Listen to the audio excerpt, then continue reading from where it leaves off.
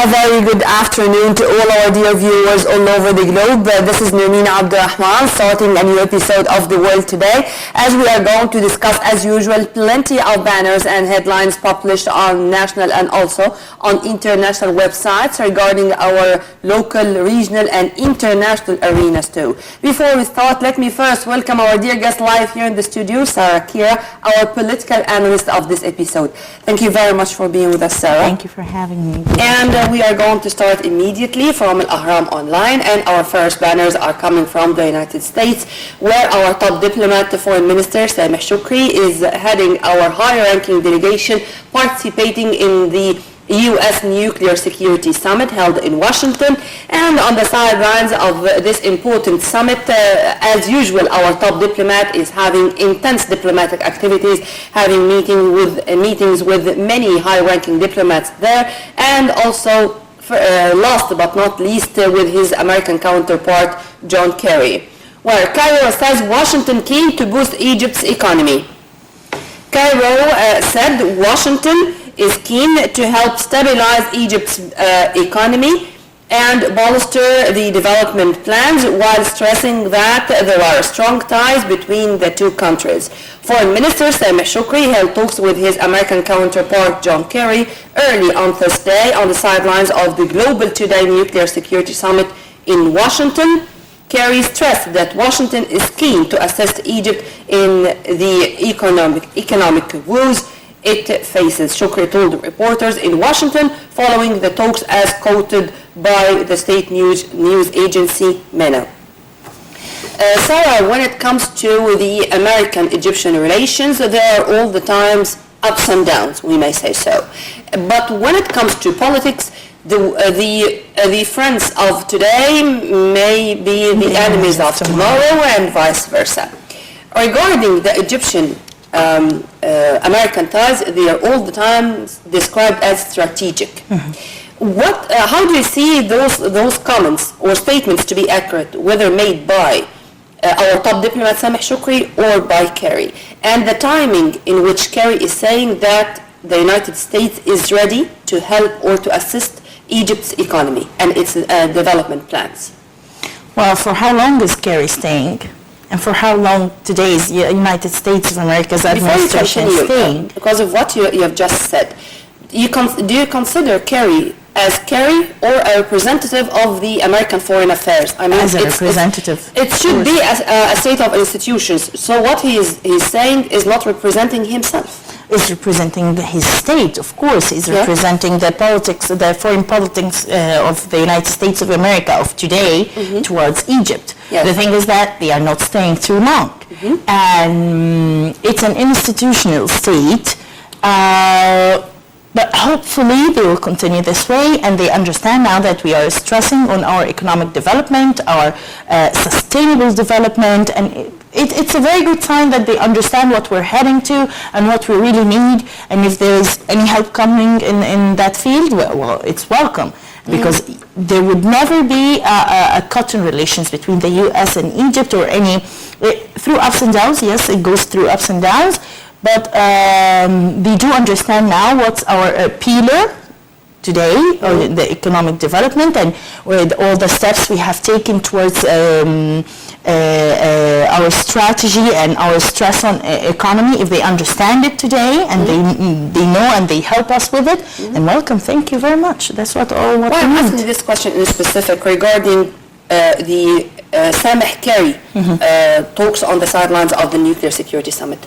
Because you would hear in the very same time a Republican, a senator, who's saying that we, of course representing the Americans, should cut the aid to Egypt. At the time, Shoukry was keen to meet with the counselor or the advisor, to be accurate, of Hillary Clinton. So we are not only thinking about what's going on today, but we are heading to the future. We are heading to the future, and whatever it is, we should be ready for any development. Exactly. How do you see this? Exactly. That's a very good move from us. That's where we're trying to assure our future. We're trying to bond ties with whoever candidate or whoever president is upcoming in the States for our own strategic and economic interest, and for them as well. Well, Egypt is the core country of the Arab countries, and everyone knows that. Whoever says that is actually undermining the role of the United States of America if they say anything else.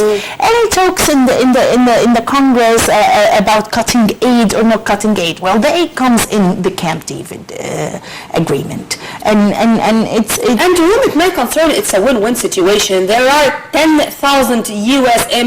employees working in this, so it's not. It's not Egypt only which is going to be affected by this cutting, if it's going to be mentioned. Exactly. And who is going to pay for those 10,000 Americans? But regarding this, Sarah, again, to this issue or controversial issue between Egypt and America, some analysts would say that those talks or meetings on the sidelines of the summit are more important than the summit itself. Exactly, because the summit is not really important because the Russian counterpart is not there. Mm-hmm. One of the biggest nuclear powers in the world is not there, so the importance of the summit is just like withdrawn. Mm-hmm. Okay, so the talks aside from the summit are really very important, and what has to do the economic development of Egypt with the nuclear summit? Mm-hmm. So I think that it's really important. It's a very nice move from us. I'm waiting to see the American talks and they also on the ground. discussed Kerry and Sameh Shukri and John Kerry also discussed the international arena. They exchanged views on what's going on in Libya, in Syria, in Yemen, Iraq, stuff like that. So also, how do you see resuming consultations regarding the regional developments, and taking into consideration that Egypt is and will always play a major or a key critical role. Exactly, because now they need us more than we need them. We are there. Can you repeat that? I love it.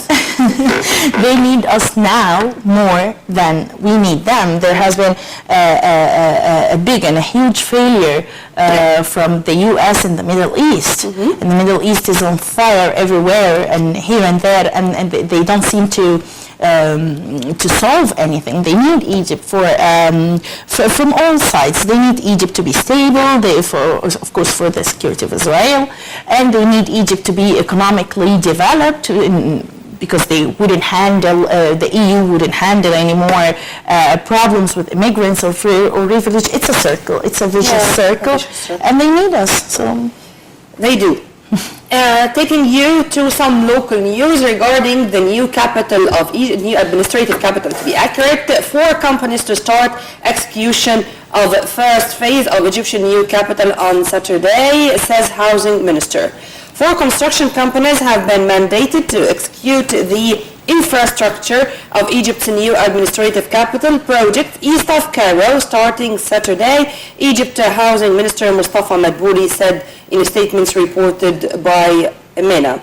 The construction of the first phase is set to start in April, with the cabinet approving earlier the connection of facilities of the first phase of the new capital. Of course, this came after a meeting which took place yesterday between President Abdel Fattah al-Sisi, Engineer Sharif Ismail, our Premier, also with Minister of Finance, and in which President al-Sisi signed the new budget of the fiscal year 2016-2017 after its amendment.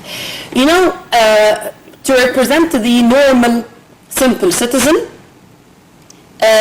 he or she would say, we are involved into the 1.5 million felons project, the new administrative capital, launching new initiatives for building new cities, the new Rafah city, the new Alamiya city, the new Ismailiyah city, in addition, of course, to the biggest national project we have, which is the Suez Canal access. How do you see being involved into many national projects in the very same time? And because many Egyptians are not that much in good terms with the timing of choosing these days to start the new phase of the administrative capital. The thing is that we have been very late. We are coming really late. We should have done this years ago, and now that we are trying to compensate time and we're challenging time and doing everything all at a time, it's just because we're very late. Mm-hmm. And Well, I don't see the negative part of starting everything at a time. We really need it. Maybe if we're starting 20 projects and only 5 come out of as successful out of them, it's still our winning. It's not a loss at all. Regarding the Suez Canal, we have a challenge now that some ships are taking the longer road around Africa instead of using the Suez Canal, and it comes to their benefit, the lower prices of the oil, and all of these stuff. So if we're focusing on the Suez Canal is more of an international project because the whole world knows the importance of the Suez Canal. If the prices of the oil tomorrow are a little bit higher, the Suez Canal would still be, it has been always important. The Inside project, the administrative capital, we needed that long time ago, and to start it now, actually the timing it's very fast, we need to see something effective, and we are running out of time, and we haven't really late. And people now are sort of waiting for any hope, waiting for any success. Yes, they are not in good terms with the timing, but we have to understand that we come really late. Yep. Taking you to our western gate to Libya and what's going on there. The Daily Star says, rival of Libyan unity government says won't cling to power in Tripoli. Well, Tripoli's self-declared government has said it will not cling to power, but will peacefully oppose a UN-backed unity government that arrived in the capital this week from Tunisia. Western powers hope the unity government will seek foreign support to control the militancy of Daesh, deal with migrant flows from Libya towards Europe, and restore oil production to shore up its economy. Well, Faiz Sarraj had some statements yesterday. Faiz Sarraj, of course, is the Libyan premier of the internationally recognized government.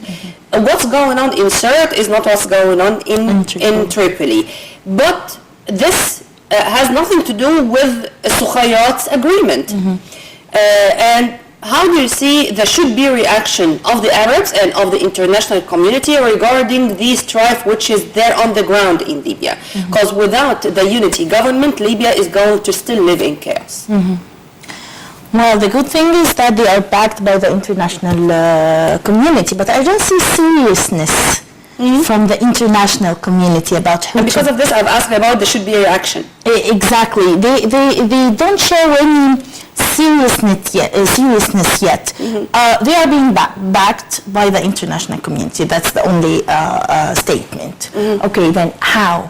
Backed how? That they've come back to Libya? That's it? Then how exactly would we conquer Daesh and the other terrorist groups in Libya? What is the plan? What is the plan? The NATO, for example, had a plan when they intervened in Libya, and there was a resolution that came out in a matter of seconds. But the NATO campaign in Libya was a complete failure. Exactly. And now we need to make up for that. Where is the seriousness as there was in intervening in Libya and bombing Libya and getting done with the reaction called the security solution proved that it's not the solution. And of course, it's a very appropriate solution when it comes to Daesh. But when it comes to negotiators and to negotiations and to Libyan issue, the table of negotiations should be the solution. How we can guarantee that the agreements signed are not ink on paper and it can be implemented on the ground? Should we have all the time mediators there? Should we have peacekeeping forces, for example? Should we have Egypt, for example, as a long-standing mediator to guarantee that the agreements are going to be implemented on the ground? What to do? It has to be in the hands of Arabs. Studying the trend of Western solution to conflicts, they always use force to end something, to end a struggle or to start one. Yeah. Okay? So the thing is, inviting people to negotiation tables, I don't trust that. I don't trust that because like power has been taken by force, power has to be given back by force and to the most convenient people of Libya, the most moderate, the most in good terms with the Arabs. It has to be in the hands of Arabs because the Arabs want to get, especially Egypt. Egypt has a very important strategic role in Libya and interest, of course. It's our western borders and it's in our great interest to get done with this. So if you're talking about the Arabs putting this on the negotiation table, I trust that. But if the West tells you I'm putting this on the negotiation table, this means years and years and years and years. Amen to that. By the way, before going into our coming banners or headlines, do you see any similarities between what's going on in Libya and what's going on in other parts of the Arab world? I mean, in Iraq or in Syria? No. Or each case is different? Each case is different. Each case is a long-standing, unique conflict. We're facing 3 or 4 types of conflicts. What we're facing in Syria is different from what we're facing in Iraq, is different from what we're facing in Yemen, and completely different of what we're facing in Libya. Libya is a Muslim Brotherhood military conflict, like we were going to face here in Egypt, or we slightly faced. Yeah.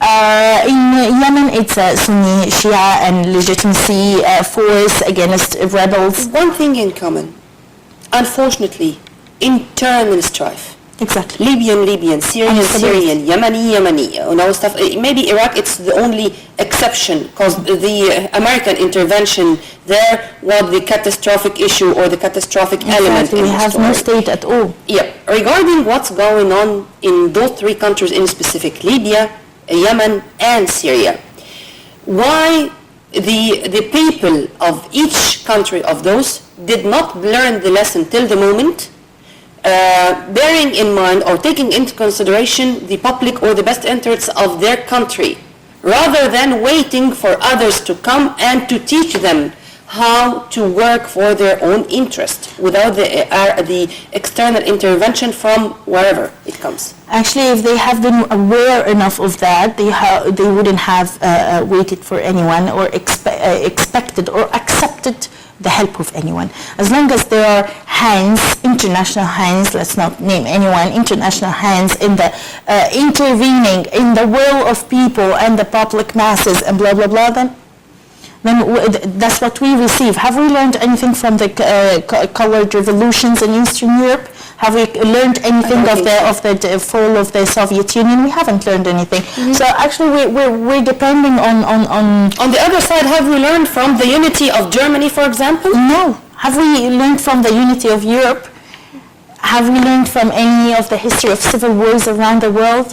But, well, actually, we are rich countries, rich in human capital, rich in resources, rich in everything. What's left for us? Unity. Unity. Taking you to Khalij Times, where we continue to read, and it's another part of the Arab nation. Syria's al-Assad says willing to hold early presidential vote. President Bashar al-Assad has said he is willing to hold early presidential elections, but sharp differences over his future are still hampering efforts to resolve Syria's 5-year civil war.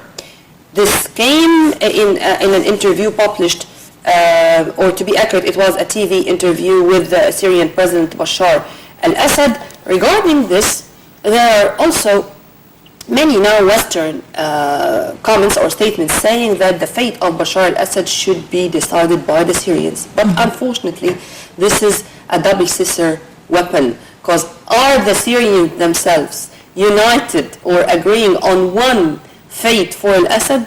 Unfortunately, the answer is a big no.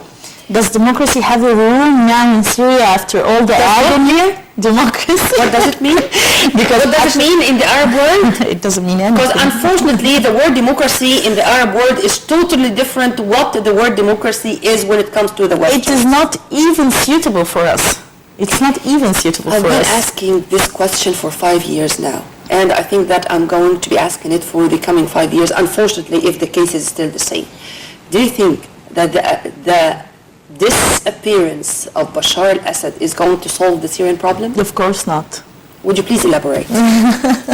Of course not, because Bashar al-Assad, yes, he's a big part of the conflict going on now, and he started bombing, and that was not okay, of course, and that gave the international community the excuse and the reason to intervene, blah, blah, blah, and then Daesh suddenly moved from Iraq to Syria, and suddenly we have a Sunni-Shia conflict, but it's not, actually.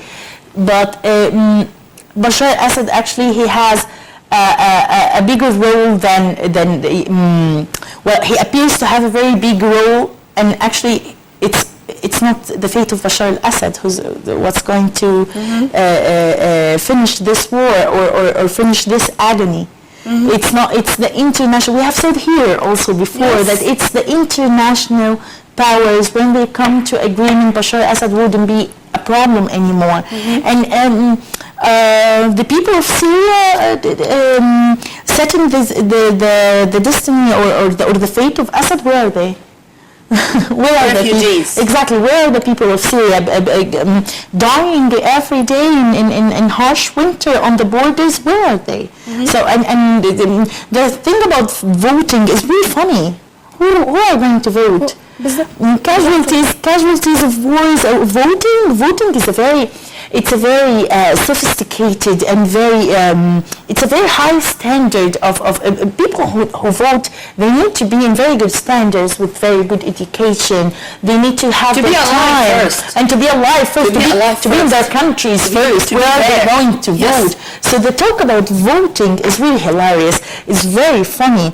Let's first talk about the refugees to come. Let's talk about putting the war to an end. Let's talk about coming to an agreement. The country, even if they return, who's going to pay for that? Who paid for the reconstruction of Europe after World War II? America. Who's going to be Syria's America for their reconstruction? Where are the people? Where is the country? Bashar al-Assad, we're giving him a very, very big role. Actually, he's helpless. If it wasn't for Russia, who knows? The thing is that we have two world blocks, and that's as mentioned by Hillary Clinton in her book Hard Choices. Russia felt that they were fooled by the intervention in Libya, by the NATO, blah, blah, blah. That's why they are setting rules for Syria, and there wouldn't be any intervention. That's how the whole thing started. Yes. So let's come to an agreement first. Let's come over our trust issues between Russia and the EU first. And let's first see who's going to be reconstructing the country, bringing the refugees back, where are the war crimes, human rights of those people. Voting, really, seriously, are we talking about voting now? Sarah, you've given the recipe already, so thank you very much. I hope that the international community is listening to us. No. And as usual, I enjoyed my time, and it ran that fast as usual whenever you are here. So tomorrow is another day, and we hope that we are going to see you in other episodes of The World Today. Inshallah, I always enjoy being with you here. Well, by this we come to the end of this very special episode with our dear political analyst Sarah Kira. Tomorrow is another day with another crew for The World Today. On behalf of Magdi Sliman, Ahmed Hassan, Fayal Muhammad Abdullah, Ayat Ali Taha, Ilham Mohi, and myself, Nermeen Abdurrahman, many thanks for watching. Have a very good afternoon.